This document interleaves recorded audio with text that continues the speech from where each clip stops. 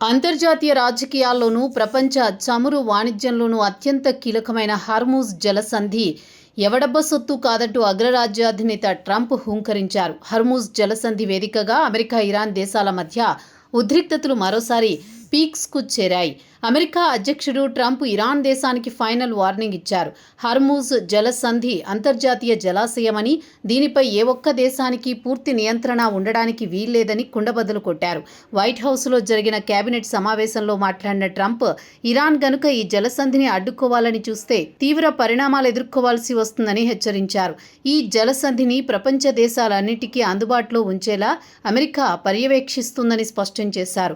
ఏ దేశం కూడా హార్మూజ్ జలసంధిని తమ గుత్తాధిపత్యంగా మార్చుకోలేదన్నారు. ప్రపంచ ఇంధన సరఫరాలో 20% పైగా ముడి చమురు ఈ మార్గం గుండానే రవాణా అవుతుంది. అందుకే ఈ ప్రాంతంపై పట్టు సాధించేందుకు ఇరాన్ ప్రయత్నిస్తూ ఉండగా అమెరికా తీవ్రంగా నిరోధిస్తోంది.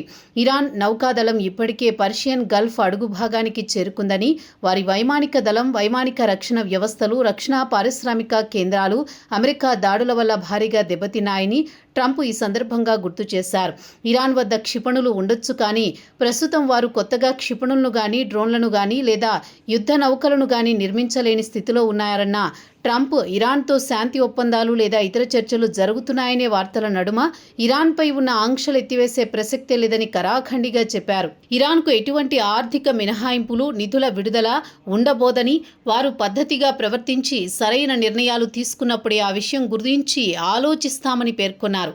ఒకవేళ అమెరికా గనుక గతంలో బాంబర్లతో ఇరాన్ మిలిటరీ స్థావరాలపై దాడులు చేయకపోయుంటే కేవలం 2 వారాల వ్యవధిలోనే ఇరాన్ అణుబాంబును తయారు చేసి ఉండేదని ట్రంప్ సంచలన వ్యాఖ్యలు చేశారు.